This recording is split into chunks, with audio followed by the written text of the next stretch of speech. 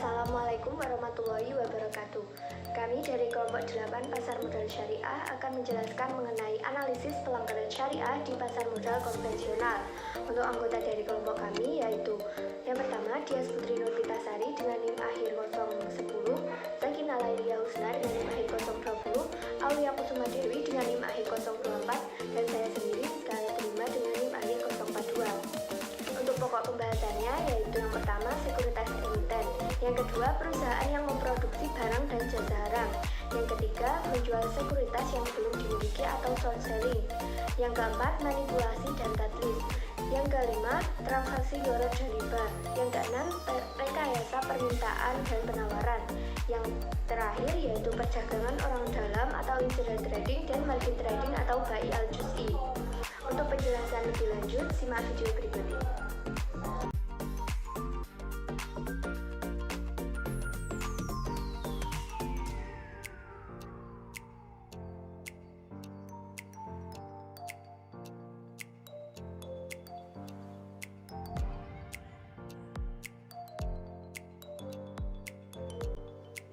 Sekuritas emiten.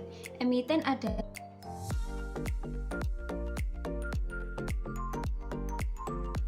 bahan dana yang digunakan dalam pelunasan usaha, mengubah atau memperbaiki komposisi modal, dan melakukan pengalihan pemegang saham. Sedangkan sekuritas adalah instrumen keuangan dengan nilai tertentu yang mencerminkan kepemilikan seseorang atau badan usaha atas suatu aset. Sekuritas disebut juga sebagai perusahaan efek, yaitu perusahaan yang menjadi perantara di pasar modal. Bentuk badan usaha dan badan hukumnya adalah perseroan terbatas dengan bidang usaha khusus. Perusahaan sekuritas ini terdaftar di Otoritas Jasa Keuangan, yaitu yang menjadi regulator di pasar modal yang saat ini menggantikan BPPAM. Sekuritas menjadi peran yang sangat strategis dalam mengembangkan pasar modal di Indonesia, di mana sekuritas selain menjadi perusahaan penjamin emisi efek dan perantara atau broker atau disebut juga perantara perdagangan efek, dapat pula merangkap manajer investasi.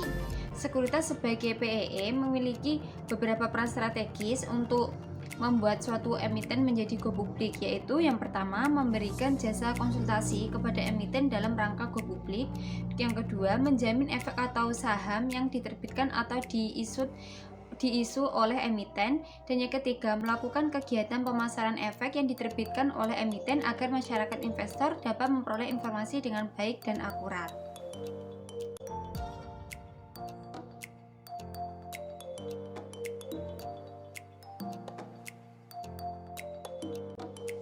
Haram hukumnya memperdagangkan barang yang diharamkan. Rasulullah SAW bersabda, sesungguhnya Allah dan Rasulnya mengharamkan jual beli khamar, bangkai, babi, dan berhala. Terdapat banyak hadis lain juga yang menegaskan haramnya memperdagangkan barang-barang yang diharamkan oleh syariat. Aktivitas apapun yang berkaitan dengan perdagangan barang atau jasa yang haram hukumnya akan tetap haram. Jadi, perdagangan sekuritas yang emitennya melakukan aktivitas yang haram hukumnya adalah haram. Termasuk dalam kategori ini adalah sekuritas perusahaan rokok, hotel, retail, minuman keras, perbankan, dan emiten lain yang mempraktikkan sistem bunga. Saham hotel dan retail yang tidak boleh ditransaksikan adalah hotel dan retail yang menjual minuman keras, menjalankan praktik yang melanggar hukum Islam, dan menjual makanan yang haram. Sekuritas perbankan dan emiten yang tidak mempraktikkan ribawi boleh dimiliki dan diperdagangkan.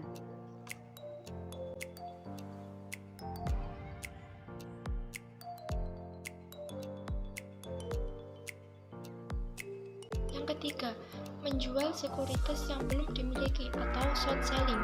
Menurut Nafik, short selling adalah penjualan pendek. Transaksi ini merupakan penjualan sekuritas yang tidak dimiliki oleh investor, tetapi dipinjam terlebih dahulu dari broker. Penjualan pendek dilakukan karena pelakunya mengestimasi dan berharap harga sekuritas akan turun. Salah satu transaksi yang dilarang adalah transaksi short selling. Transaksi short selling dalam pandangan Islam adalah transaksi penjualan saham yang belum dimiliki oleh penjualnya. menjual meminjam saham pada pemilik saham untuk dijual pada saat harga saham sedang naik dan segera mengembalikannya kepada pemilik saham. Pada saat harga turun, penjual tersebut mengembalikan saham sesuai dengan lembar saham pada saat meminjamkannya. Tetapi nilai atas saham itu sendiri sudah berbeda karena dikembalikan pada saat harga saham turun. Islam secara tegas melarang transaksi untuk sesuatu yang belum menjadi miliknya sesuai hadis Nabi Shallallahu Alaihi Wasallam, yaitu janganlah kamu menjual sesuatu yang tidak ada padamu. Hadis riwayat Al-Qumsah dari Hukaim bin Hisam. Islam melarang sesuatu untuk dilakukan tidak hanya sebagai peraturan, tetapi ada dampak yang tidak baik jika seseorang melakukan hal tersebut. Transaksi short selling dalam pandangan Islam memiliki dampak yang tidak baik bagi masyarakat. Short selling dalam pengaplikasiannya mengandung spekulasi di mana hasil dari spekulasi tersebut mengakibatkan salah satu pihak entah meminjam saham ataupun yang meminjamkan saham mengalami kerugian ataupun keuntungan.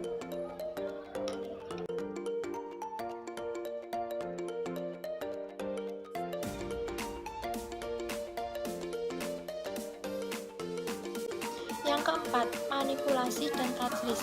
Manipulasi pasar atau market manipulation merupakan perbuatan yang menimbulkan suatu pergerakan transaksi saham yang tidak normal di pasar modal sebagai akibat rekayasa transaksi saham. Rekayasa transaksi saham dilaksanakan dengan suatu mekanisme yang dirancang oleh si pelaku dengan memanfaatkan keseimbangan penawaran jual dan permintaan beli saham untuk mempengaruhi pergerakan transaksi saham.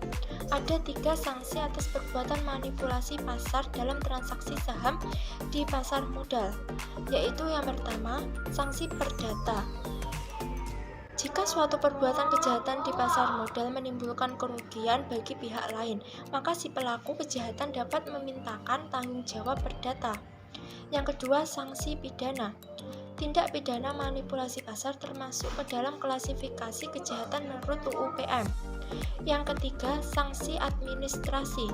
Hukum pasar modal memuat aturan sanksi administratif di dalam pasal 102 UU PM.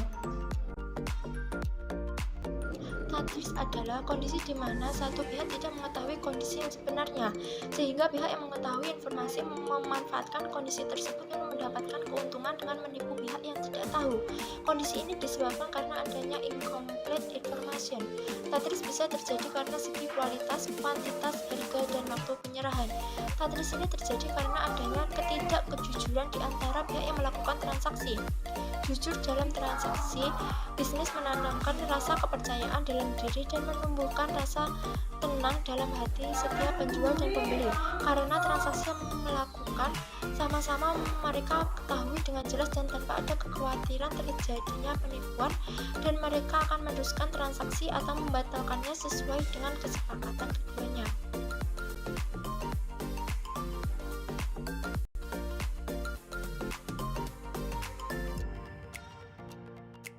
Transaksi garar berarti halayan atau penipuan, tapi juga berarti resiko.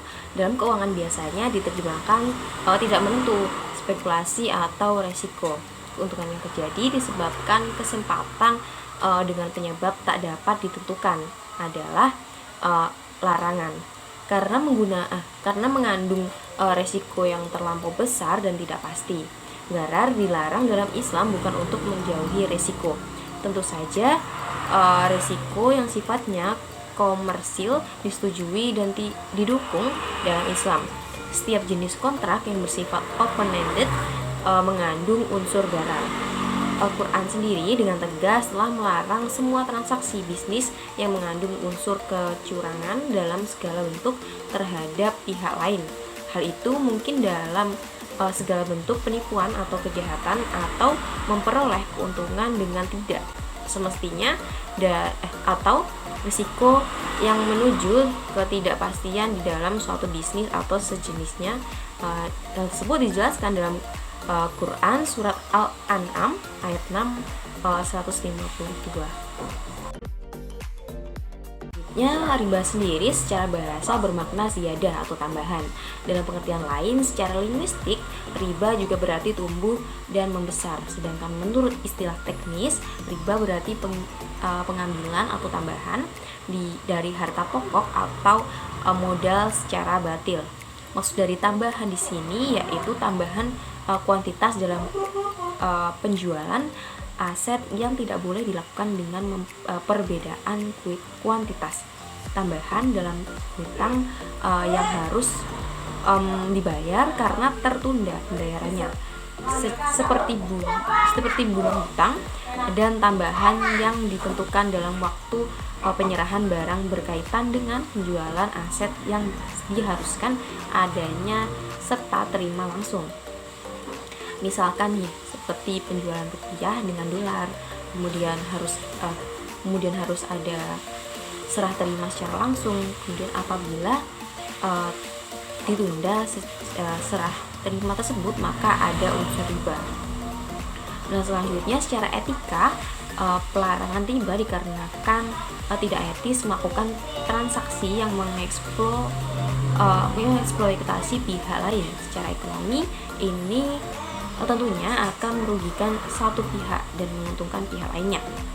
Riba ini dilarang bertujuan agar tidak ada pihak-pihak yang bertransaksi dalam ekonomi yang dirugikan dan agar uang tersebut tidak menjadi komoditas tetapi sebagai alat tukar yang menghasilkan barang.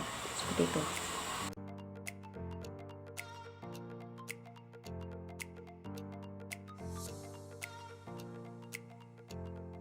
Nah, selanjutnya bai'an najasi atau rekayasa pasar dalam demand, yaitu bila seorang produsen atau pembeli menciptakan permintaan palsu seolah-olah ada banyak permintaan terhadap suatu produk sehingga harga jual produk itu naik.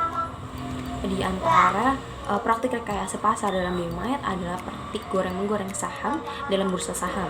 Cara yang ditempuh biasanya bermacam-macam, mulai dengan menyebarkan isu, melakukan pemesanan atau order pembelian sampai benar-benar melakukan pembelian pancingan agar tercipta sentimen pasar untuk ramai-ramai membeli saham atau mata uang tertentu.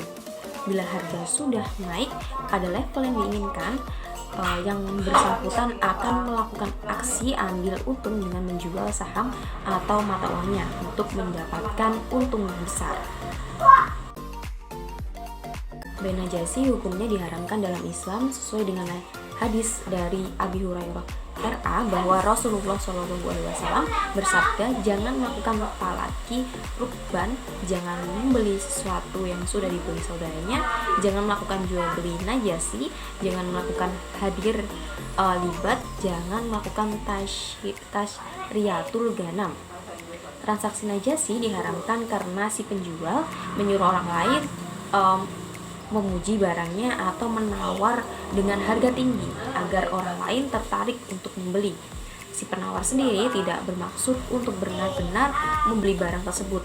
Ia hanya ingin menipu orang lain yang benar-benar ingin membeli.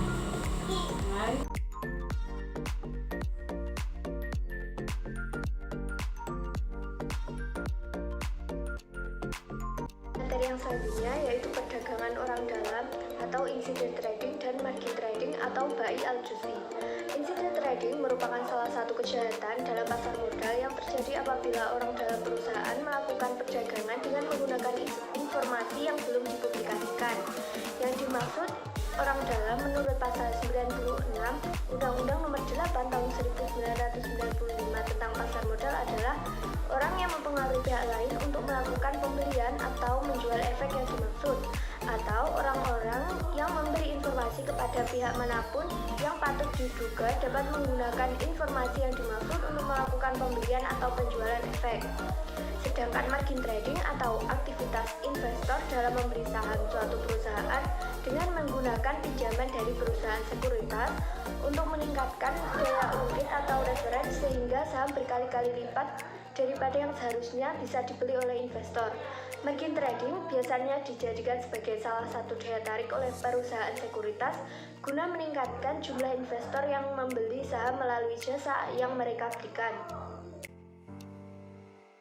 Dalam Islam, praktik margin trading tidak diperbolehkan karena merupakan aktivitas yang melibatkan unsur riba, yaitu bunga pinjaman yang harus dibayarkan oleh karena meminjam sejumlah dana untuk membeli suatu saham dari perusahaan sekuritas. Sama halnya dengan margin trading, insider trading juga tidak diperbolehkan dalam Islam karena dikategorikan sebagai kecurangan atau penipuan jual beli. Hal ini dikarenakan salah satu pihak baik penjual maupun pembeli tidak mengungkapkan informasi terkini mengenai instrumen yang diperdagangkan. Itu tadi penjelasan dari kelompok kami. Apabila ada kekurangan, kami mohon maaf yang sebesar-besarnya. Semoga dapat dipahami. Terima kasih. Wassalamualaikum warahmatullahi wabarakatuh.